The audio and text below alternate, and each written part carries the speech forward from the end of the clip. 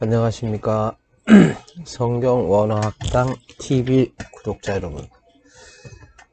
오늘은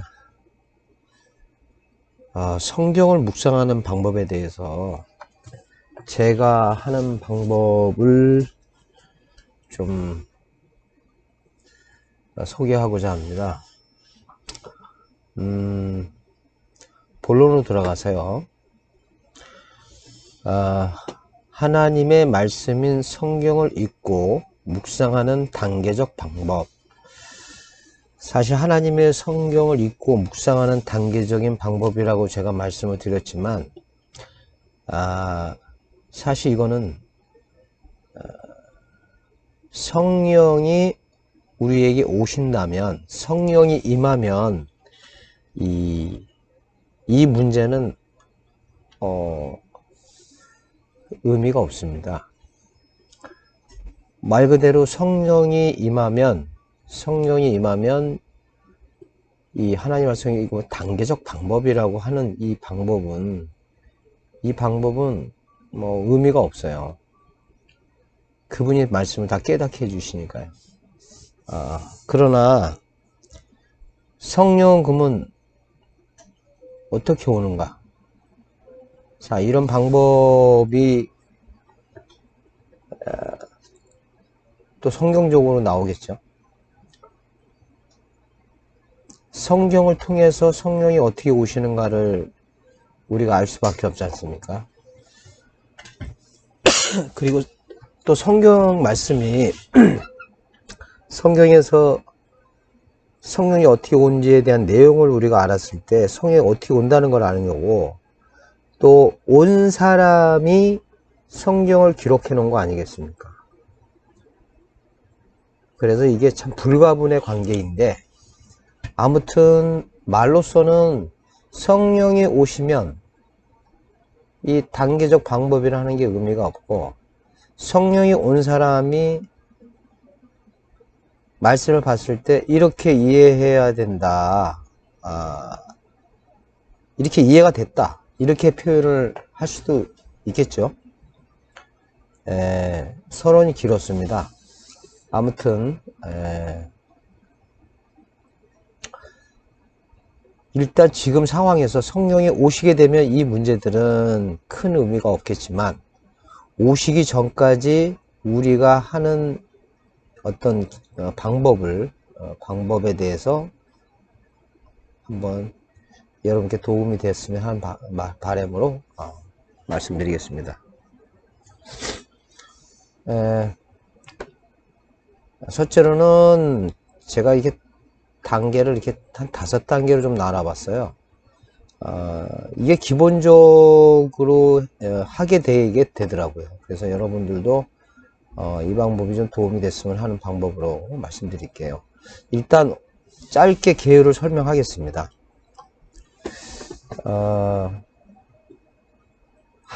첫 번째 한글적인 내용으로 확실하게 이해되었는지를 파악한다.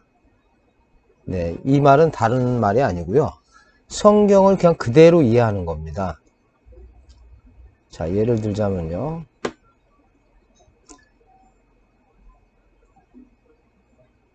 자, 우리가 이 부분 한번 볼게요. 이게 관련되어 있는 분이 계시기 때문에 제가 좀 말씀을 드릴게요. 이 부분입니다. 이 부분이요. 자, 여기 보시면 오직 성령이 너희에게 임하시면 너희가 권능을 받고 예루살렘과 온 유대와 사마리아와 땅 끝까지 이르러 내 증인이 되리라 하시니라. 자, 이 말 그대로 이해해야 되는 겁니다. 일단은. 자, 여기 보시면 오직 성령이 너희에게 임하시면 너희가 권능을 받고 예루살렘과 온 유대와 사마리아와 땅 끝까지 라고 이렇게 되어 있죠. 이르러 내 증인이 되리라.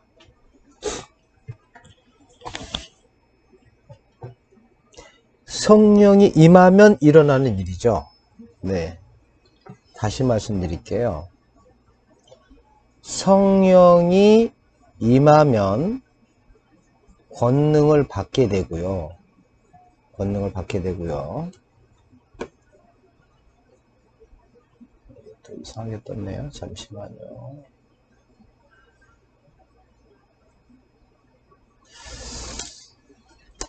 그리고 여기 보시면 예루살렘과 온 유대와 사마리아와 땅끝까지 이렇게 4번이죠. 4군데.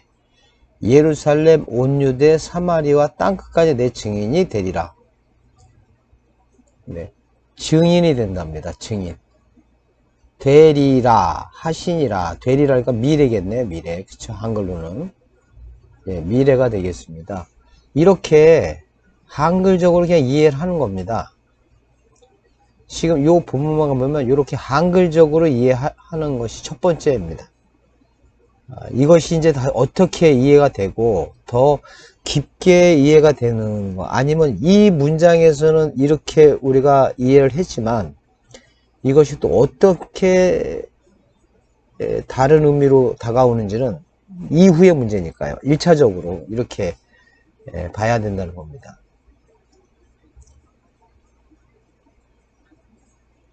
자, 그리고 두 번째,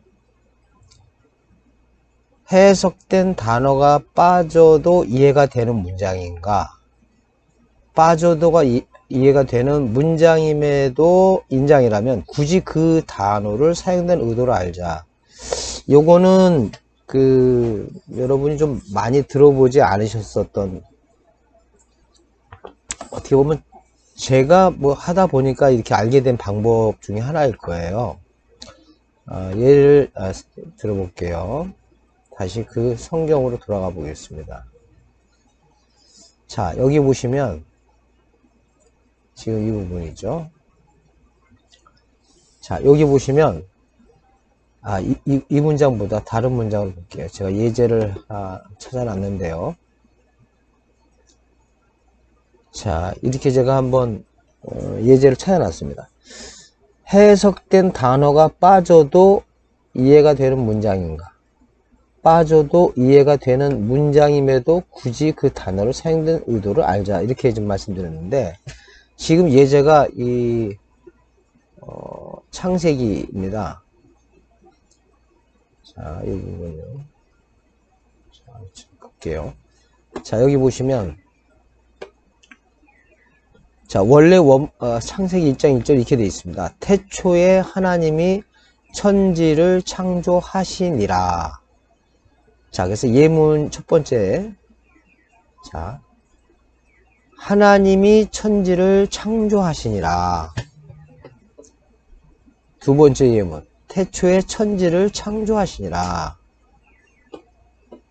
세 번째. 태초에 하나님이 창조하시니라. 네 번째. 천지를 창조하시니라. 자, 여러분이 지금 여기를 보고서 지금 여기를 본 상태에서, 지금 이 구절을 본 상태에서 이걸 보기 때문에 이거를 금방 이해를 하시겠지만 이것이 없다고 생각을 해보자고요. 이 부분만 생각을 해보자고요. 그냥 창세기 1장 1절에 하나님이 천지를 창조하셨다. 아무 문제가 없습니다. 예. 지금 이 문장과 비교를 해보니까 여기는 시간의 시작이라고 하는 태초에라고 하는 문장이 빠져 있어서 여기는 들어가 있죠. 이 문장에서는 하나님이 천지를 창조하셨다. 그러나 태초에 하나님이 천지를 창조하셨다. 그렇다면 이렇게 써도 하나님이 천지를 창조하신 걸 아는데 왜 태초에라는 말을 썼을까라고 하면 이 태초가 중요하다는 거겠죠. 다른 구절이 중요하지 않다는 게 아니라 지금 이 문장과 이 문장을 비교해 봤을 때 다시 잘 생각해 봅시다. 지금 태초에 하나님이 천지를 창조하시니라 하는 문장과 하나님이 천지를 창조하시는 문장을 비교해서 보니까 지금 여러분들이 이거는 하나님이 천지를 창조하셨다라는 의미로 알고 태초에 하나님이 천지를 창조하셨다.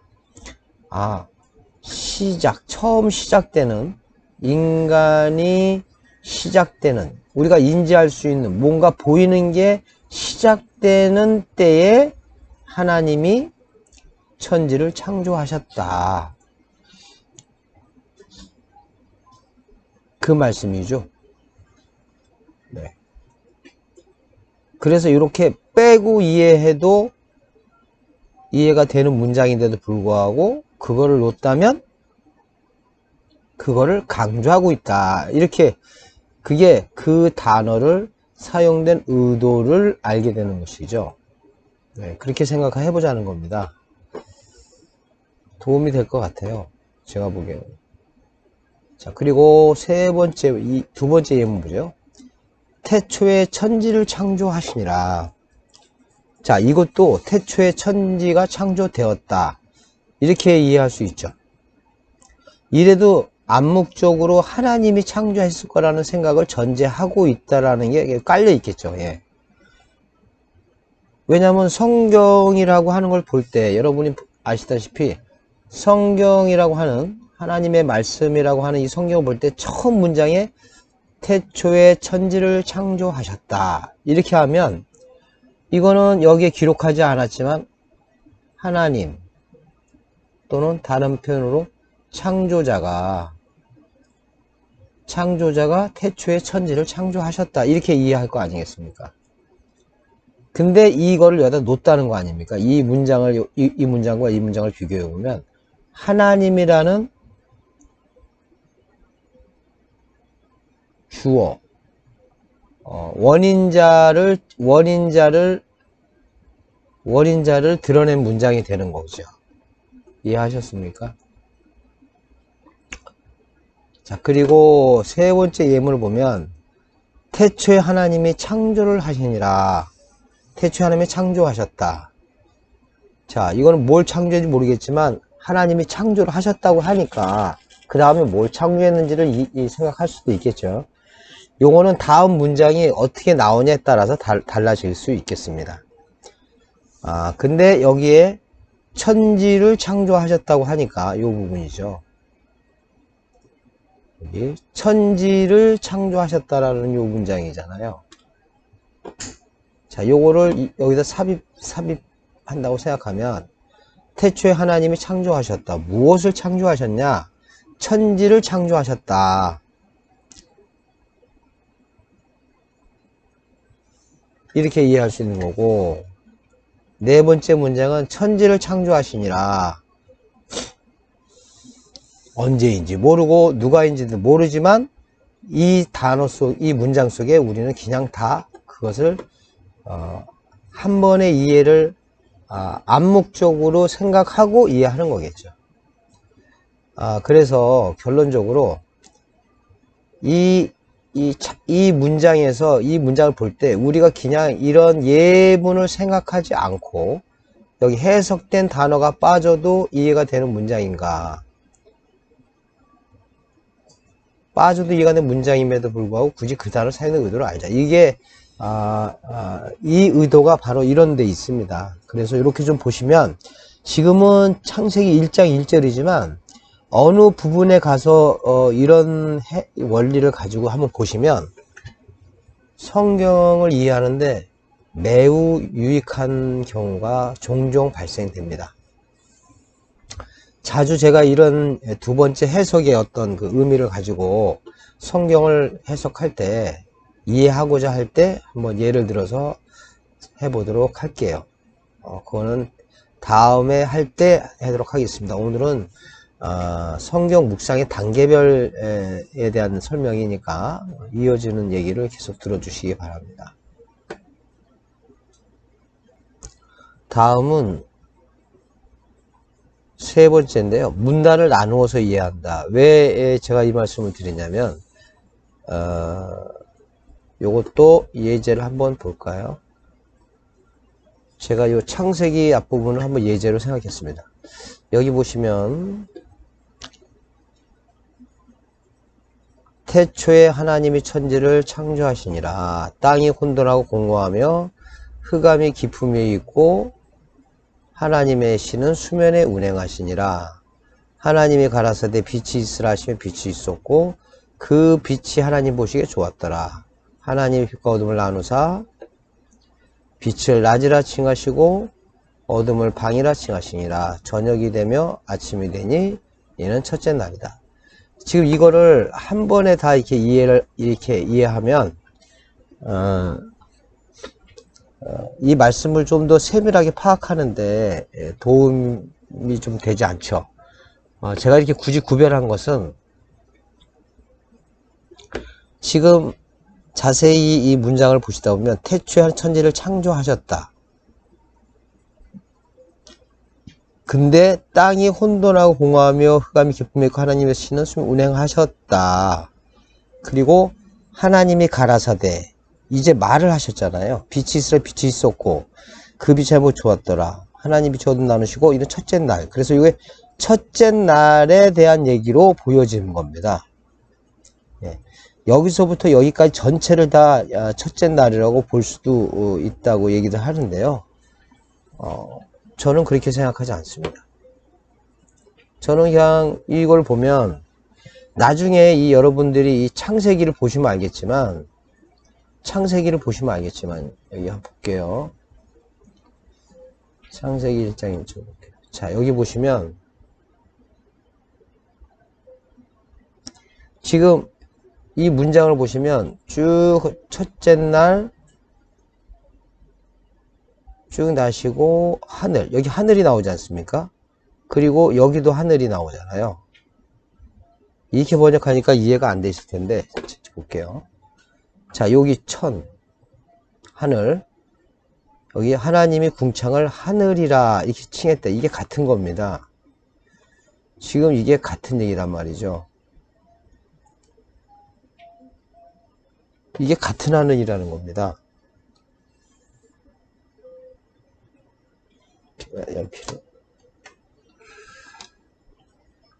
자, 이게 하늘입니다. 자, 여기 하늘을 창조하셨는데, 여기 지금 둘째 날이라고 하지 않습니까? 둘째 날. 이 단어가 같아요. 제가 좀 찾아볼게요. 자, 여기를 원어로 분해해 보겠습니다. 여기가 지금 천이라고 하는 요게 샤마임입니다. 샤마임. 사전을 올려볼게요. 자, 클릭을 하면 요 단어입니다. 샤마임. 여기 지금 샤마임이라고 표현되어 있죠. 8064입니다. 8064 잘 이해해 주시고요. 샤마임이고요. 자, 다시 그 부분을 가볼게요.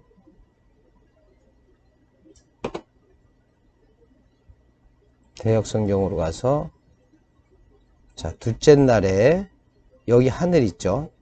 이 부분을 할 겁니다. 이 부분을 원어로 바꿔볼게요. 자, 여기 보시면 자, 여기 궁창을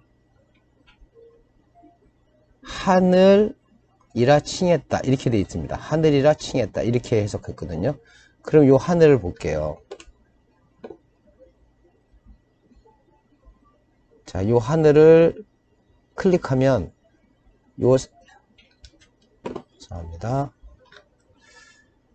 자, 다시 여기 하늘. 자, 여기 또 샤마임이죠. 8064입니다. 아까 샤마임이라고 제가 기록을 해놨죠. 여기에. 자, 이렇습니다. 자, 그렇기 때문에 지금 여기서 요거를 갈라놓은 이유가 있죠. 그래서 태초에 하나님이 천지를 창조하시니라 운행하시니라, 이거는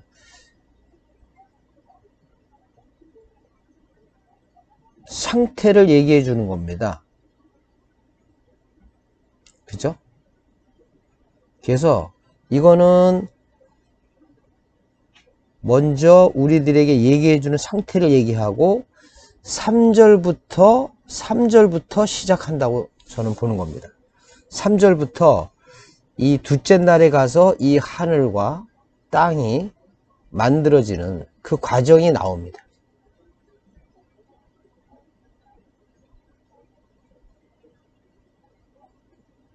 그래서 요 문장을 나눠 보자는 겁니다.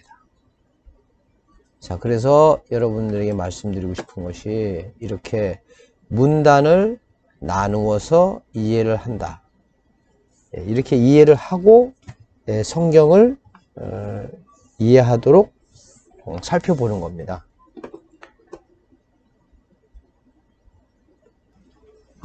다음은 좀 전문적일 수도 있지만 좀 이해하고 들어주십시오. 그 4번째, 네 번째는 사용된 단어를 모두 찾아서 성경에서의 전체적인 의미 또는 개념을 파악한다. 그래서 여러분들이 쉽게 접할 수 있는 게 한글 성구 사전이라든지 네이버에 들어가서 찾아보셔도 되고요. 그 다음에 원어 프로그램이 있으시거나 그 원어 성구 사전이라는 게 또 있습니다. 그 원어 성구를 검색해서 보시면 이 성경에서 사용된 단어가 성경에서 어떤 의미를 얘기하고 있는지 국어 사전에서의 개념이 아니고요. 성경에서의 의미를 찾아보는 겁니다. 이거는 여러분이 알다시피 대학에 가면 대학교에 가면 전공을 하지 않습니까? 전공. 각 분야의 전공이 있는데 그 전공 사전이 있습니다. 우리가 일상적으로 쓰는 용어라도 그 전공에서 쓰는 용어는 일반적인 개념보다는 좀 더 구체적이고요. 또 그 분야에서의 의미는 우리가 일반적으로 알고 있는 의미와는 조금 다른 차원 또는 다른 느낌으로서 그 정의를 하고 있다는 것을 공부를 하신 분들은 알 거라고 생각합니다.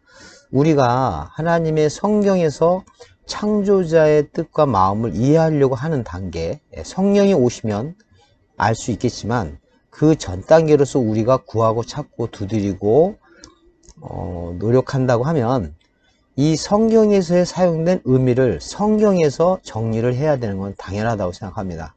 그래서 좀 요 부분을 말씀드린 거고요. 요 부분에 대해서는 프로그램으로 한번 살짝 여러분에게 보여드리도록 하겠습니다. 잠시만요. 보여드릴게요. 자, 프로그램으로 왔는데요. 일단 제가 여기 보시면 성경 사전이라는 게 있어요. 요 부분이요. 요 부분을 클릭하시면, 자, 제가 이미 여기 하늘이라고 쳤는데요. 자, 하늘이라는 것에 대해서 성경 사전이거든요. 성경에서 사전은 뭐냐? 내용으로 여기 보시면 뭐 쭉 있죠. 샤마임 해가지고 해분, 구약 선생님 하늘은 하나님에 의해 창조되고 여러 하늘이 있는 것으로 기록되어 있다. 관련 구절들 떠 있죠. 요거를 뭐 클릭해 볼게요. 그러면 이렇게 미니 성경이라 그래서 이렇게 뜹니다. 그래서 하늘에 관련되어서 쭉 내용이 떠 있습니다. 자, 그렇게 돼 있고요.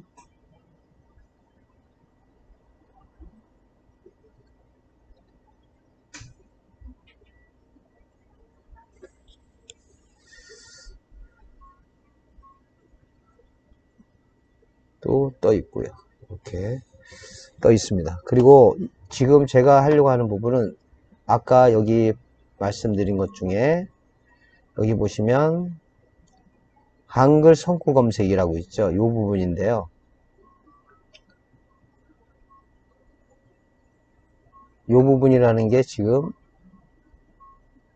여기를 단어를 입력해서 찾는 겁니다. 그래서 이 부분에다가 하늘이라고 제가 쳐볼게요. 그래서 검색 범위는 창세기에서부터 계시록까지. 그래서 이 부분에다가 하늘이라고 단어를 포함한 시작으로 찾기를 하면 지금 검색 조건이 여기 570개라고 나오네요. 570개. 자, 570개나 되니까 성경을 한번 쭉 읽어보시다 보면 성경에서 말하고자 하는 하늘의 성경 구절들이 다 뜹니다. 이렇게 하늘이 쭉 떠 있지 않습니까? 그러면 쭉 보다 보면 이렇게 천천히 보다 보면 여기 1장 8절 1장 8절을 더블 클릭하면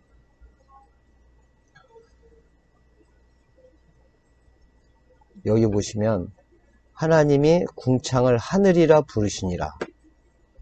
자, 여기 보시죠. 궁창을 하늘이라 불렀다. 자, 이런 부분이 나오면 이렇게 저는 컴퓨터로 하니까 이렇게 빈 곳에다가 하늘을 궁창이라 부르셨다. 이렇게 칩니다. 그러면 하늘이 처음부터 하늘이 아니었네. 이렇게 볼 수 있겠죠. 성경적입니다. 예. 제가 말씀드리고 싶은 거는 하늘을 궁창을 하늘이라 부르셨다죠. 죄송합니다.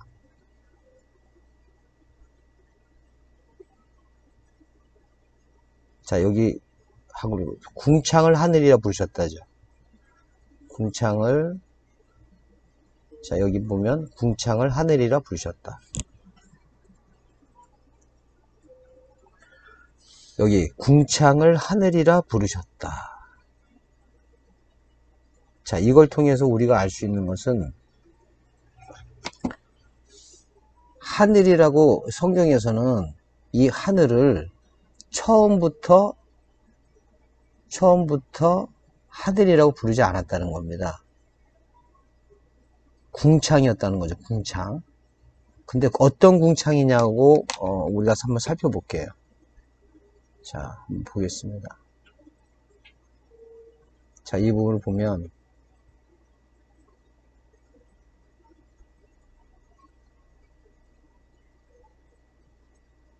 자, 보면 여기 보시면 자, 여기 부분을 제가 클릭을 할게요. 자, 이 부분을 좀 지워놓고 여기에서 하나님이 이르시되 물 가운데 궁창이 있어 물과 물로 나뉘시고 하늘 궁창 그대로 되니라. 하나님 궁창을 하늘에 부르시고 저녁에 대하시니 그 둘째 날이니라. 자, 여기 보시면 제가 볼게요. 자, 여기 보십시오. 하나님이 이르시되 물 가운데 궁창이 있어 물과 물로 나뉘게 하려 하시고 하나님이 궁창을 만드사 궁창 아래의 물과 궁창 위의 물로 나뉘게 하시니 그대로 되었다. 하나님이 궁창을 하늘이라 부르시니라. 자, 요 궁창을 하늘이라고 궁창을 하늘이라고 부르시니라 되는 이 과정이 있지 않습니까? 이 과정. 네, 과정이죠. 궁창 아래의 물과 궁창 위의 물로 나뉘게 하시니 그대로 되었다. 이 한글적으로 보시면 궁창이 있어서 궁창 위에 물이 있고 궁창 아래에 물이 있답니다. 그리고 요거를 궁창이라고 만드셨다잖아요. 근데 이 궁창을 지금 이 궁창 하늘이라고 부르셨다. 이 궁창을 나중에 하나님이 하늘이라고 부르셨다는 겁니다. 이해하셨습니까? 자, 마찬가지로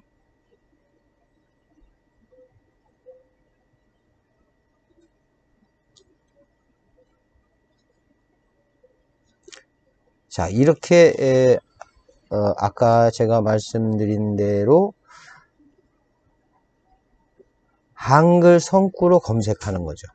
예, 요 하나만 더 하늘에 대해서 볼게요. 쭉 보다 보시면 이렇게 쭉 또 보다 보면 여러분이 이게 직접 찾아서 좀 보셔야 되는 부분이 있어요. 쭉. 자, 요 19장 24절인데요. 여기도 보시면 여호와께서 하늘 곧 여호와께로부터 유황과 불을 소돔과 고물에 비같이 내리사. 자, 요 부분을 제가 다시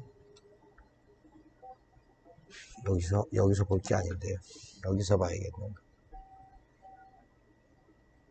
자, 여기서 보시면 자, 여호와께서 하늘 곧 여호와께로부터. 자, 여기 지금 한글 표현입니다. 원어로 보면 또 좀 다를 수 있겠지만 일단은 한글적으로 먼저 이해를 해보자고요.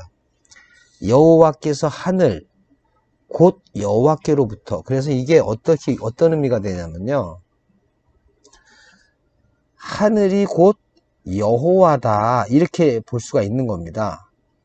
그래서 여기서 보시면 여러분 이게 이해가 되지 않습니까? 잘 보세요. 유황과 불을 소돔과 고모라에 비같이 내리사. 어디서요? 여호와께로부터. 지금 여호와께로부터, 제가 이걸 그림 같이 해볼게요. 여호와께로부터 여기 소돔과 고모라가 있잖아요. 여호와께로부터 유황, 불이 비같이 내렸답니다. 여기에 비같이 내렸다는 거 아닙니까? 근데 여기 보면 여호와께서 하늘 곧 여호와께로부터서, 여호와는 하늘을 의미한다. 눈에 보이기는 하늘에서 이 소돔과 고모라에 있던 사람들이 역사적 사건이라면 하늘에서부터 우박같이 뭐 유황과 이렇게 내렸다는 거 아니겠습니까? 근데 이 사건이 무엇을 의미하냐면 여호와께로부터 내린 거라는 거죠. 그 여호와로부터 심판을 받았다는 의미가 되지 않습니까? 네, 이렇게 지금 여러분은 뭘 보고 있었냐는 걸 잊지 마십시오. 왜냐하면 지금 뭘 보셨냐면 지금 요 하늘에 관련되어서 지금 성구를 보고 있었던 겁니다. 그래서 하늘에 계신 우리 아버지 할 때도 이 의미가 있어요. 나중에 이제 주기도문을 보시면 이 하늘이 복수라서 주기도문에는 하늘들입니다. 하늘들. 그렇죠? 하늘들. 더 깊은 얘기가 있지만 이건 나중에 말씀드릴게요. 좀 먼저 말씀드리면 하늘들이 된 상태의 사람들을 얘기합니다. 상태가 된 사람들. 그럼 그들로부터 이 비같이 구약에서는 이런 사건으로 얘기하셨는데 이거를 얘기하셨잖아요. 이 전제를. 그렇다면 이 사람들로부터 말을 듣는 거, 이게 소돔과 고모라 같은 상태에 있는 사람에게는 유황과 불이 되는 겁니다. 만약에 소돔과 고모라가 아닌 뭐라 그러죠? 옥토라면, 땅이 좋은 땅이라면 하늘에서 비같이 교훈을 받아서 성장하겠죠. 예, 그것과도 연관이 될 수가 있는 겁니다. 말씀이 돼버리고 말았는데요. 지금은 우리가 원리를 이해하다고 하는 측면에서 지금 이거를 제가 말씀드리는 거니까 여러분들이 좀 이해를 하셨으면 좋겠습니다. 자, 그래서 좀 올라가면 다시 말씀드릴게요. 자, 그 다음에 여기 보시면 다섯 번째는 기존의 관주를 찾아본다. 이거는 사실 기독교 역사가 지금 뭐 2020년이니까 2000년 전에 주님이 오셨다고 우리가 간략하게 본다면 그 이후로부터 하나님 말씀을 본 사람들이 성경에서 관련돼서 그 단어와 연관되거나 그 문장과 비슷한 것들을 같은 관점에서 볼 만한 구절들을 다 찾아서 기록을 해 놓은 겁니다. 네. 여러분들이 성경을 보는 의미와 같은 거죠. 자, 그럼 기존의 관주를 한번 보도록 하겠습니다. 자, 여기서 지금 보시면 이 부분입니다. 프로그램에서는 이 부분인데요. 이게 관주라고 되어 있어요. 관주. 그래서 해당되는 구절을 가서 해당되는 구절에서 이거는 성경책이 또 관주 성경책이 있거든요. 그걸 보시면 알 수도 있고요. 프로그램에서는 이렇게 관주라고 돼 있어서 요 관주가 돼 있어서 만약에 지금 보시면 관주가 변하지 않습니까? 이 부분이 변하잖아요. 이 부분이 변합니다. 제가 여기에 선택을 하게 되면 요 부분이 변하게 됩니다. 자, 보세요. 밑에 변화되는 걸 한번 보시기 바랍니다. 자, 제가 24절을 클릭하면 이 부분이 변합니다. 자, 이번에는 제가 28절을 클릭을 해볼게요. 자, 그러면 또 여기가 변했죠? 이 부분이 변했지 않습니까? 예, 이게 요게 관주입니다. 관주.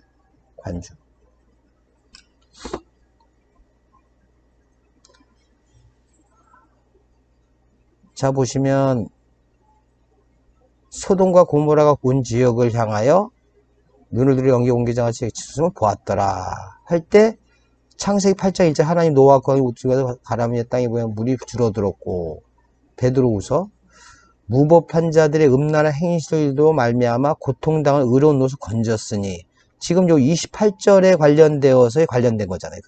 유다서 소돔과 고모라가 그 이웃 도시들과 그들과 같은 행동 음란하며 계시록. 자, 여기 보면 불과 유황 여기 돼 있죠. 자, 여기 보면 28절에서 연기가 옮겨가 마치 아까 여기 유황과 불 이렇게 나오지 않습니까? 그래서 지금 요거 다시 28절을 가면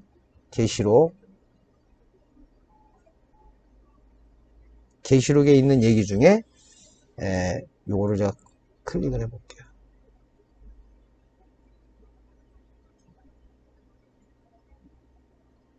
복사해서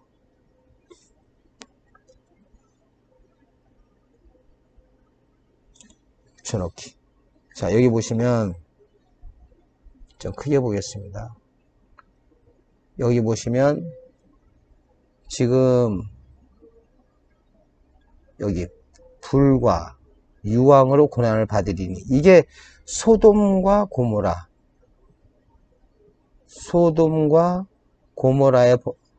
고모라에서 일어난 유황과 불에 관련되어서 있었던 사건과 같이 관련되어 있는 내용으로 보여지는 어떤 그 상황이 비슷해 보이는 것으로 한번 참고해 보라는 의미죠. 예, 성경에서 일어났던 사건들을 비교해서 보라는 겁니다. 왜냐하면 해 아래는 새로운 것이 없고 있던 것이 다시 있겠고 돌고 돈다 이런 말씀이 있지 않습니까? 그래서 이런 것들을 통해서 우리가 보자는 거죠. 그래서 말씀을 조금 더 깊이 있게 보자는 얘기입니다. 자, 그다음 한 번 더 이제 거의 다 된 것 같고요. 자, 그 다음에 6번째 마지막인데요. 이외에도 더 많이 있겠지만 저는 이게 한 6가지 정도를 가지고 생각하면서 성경을 보면 좀 도움이 될 것 같아서 말씀드리는 겁니다. 구약에서의 개념과 신약의 개념의 같은 점과 다른 점을 파악한다. 이 얘기는 무슨 얘기냐면 구약에서 죄는 율법을 어기는 거잖아요. 그렇죠? 율법을 범하는 거. 그다음 신약의 죄에서는 우리가 성경 구절하면 죄에 대한 너희가 나를 믿지 않는 것이다. 이렇게 않는 것. 나를. 자. 그래서 구약의 죄는 율법을 범한 거고요. 신약에서는 성경 구절을 보면 죄에 대하여는 너희가 나를 믿지 않는다. 이렇게 돼 있어서 이게 구약의 개념과 신약의 개념에서 똑같은 죄인데 왜 여기서는 율법을 범하는 것을 죄를 졌다고 하고 왜 신약에서는 나를 믿지 않는 것이 죄에 대하라고 말하신가? 그래서 이 같은 점과 의미가 다르면 어떤 점이 다른 건가, 이거를 파악한다는 겁니다. 그래서 여기 한글 또는 원어 성구 검색을 통하여 알 수가 있습니다. 아까 같이 여기 보시면 한글 성구와 원어 성구의 그 검색된 구조를 통하다 보면 어떤 개념이 형성이 되고요. 그것이 구약에서의 성구와 신약에서의 성구에서 같은 단어에 같은 구절 아닙니까? 왜냐하면 아까 사용된 단어를 구약에서도 찾고 신약에 찾은 것이 같이 되어 있는 거잖아요, 성구가. 그러면 이렇게 죄라고 하는 성구가 여기는 구약, 여기는 신약이잖아요. 그러면 같은 의미로 쓰여지게 된 것과 또 다른 점이 있다는 거죠. 이렇게 율법을 범하는 것, 믿지 않는 것. 문장상으로는 다르게 보이지 않습니까? 그죠? 그리고 이제 결정적으로 여기 보시면 제가 표현했지만 신약에 인용된 구약 성구를 생각해보면 더 잘 알 수 있다. 이거는 제가 좀 예를 들자면 이런 거죠. 주님께서 구약의 성구를 인용하시잖아요. 인용하시고 성경에 일렀으되 하면서 너희는 간음한다고 하는 것을 얘기하지만 음욕만 품어도 이미 간음했다, 이런 거잖아요. 그래서 주님께서 구약의 간음과 주님이 말하는 간음을 같이 대비시켜서 얘기합니다. 그래서 여기 신약에 인용된 구약 성구를 생각하면서 사도들이나 예수님께서 말씀하신 것을 보면 더 이해가 될 수 있다, 이런 얘기입니다. 이제 좀 정리를 할게요. 다시 한번 말씀드리지만, 하나님의 말씀을 읽고 묵상하는 단계적 방법에서, 성령이 오시면 이런 모든 것은 과정으로서 있었기 때문에, 이 하나님 말씀을 깨닫는 데는 성령 이외에는 다른 방법이 없죠. 성령이 임하시면 여러분들이 분명히 이 말씀에 대해 깨달을 겁니다. 그러나 이제 여러분도 알다시피 구하고 찾고 두드리고 가난한 마음으로 말씀을 깨닫기 원하고 구하고 있는 중에서 이 말씀이 오기 때문에, 그러면 우리가 지금까지 이런 것을 보지도 않고 그냥 성령만 오면 되지 않느냐 하고 기도만 하게 되면 과연 이런 일이 있을 수 있을까? 저의 경우는 그렇지는 않았습니다. 그리고 다른 분들 또 이런 거 없이 성령 받으신 분도 계시다고 얘기하는데요. 그분들이 성경을 얘기해 주시는 거 아니겠습니까? 그리고 저는 아직까지 성경을 하나도 모르는데 성경을 깨달았다고 말하시는 분들을 저는 들어보지 못했습니다. 아무튼 저는 제 입장에서는 여러분들이 나름대로 하나님의 말씀인 성경을 읽고 묵상한다고 하는데, 그랬을 때 어떤 방법으로 성경을 보는 것이 유익할까 생각해서 제가 나름대로 이해하는 것 중에 첫 번째로 기초적 이해 단계로서 이렇게 6가지 정도의 어떤 상황으로 방법으로 보시면 성경 지식이라도 일단 있지 않을까. 그렇게 되면 성령이 역사하셨을 때 이런 가운데 역사한다고 생각을 합니다. 그리고 지금 요 밑 또 하나가 더 있는 것 같은데요. 그 다음에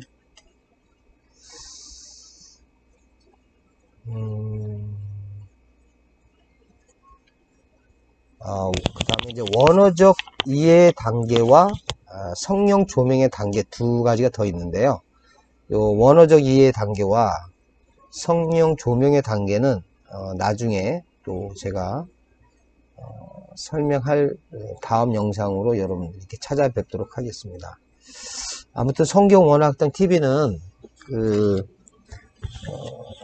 여러분들이 성경을 보는 데 있어서 방법론적으로 또는 지식적인 방법으로라도 하나님 말씀을 어떻게 봐야 되는가 하는 부분에서 도움을 드리고 싶은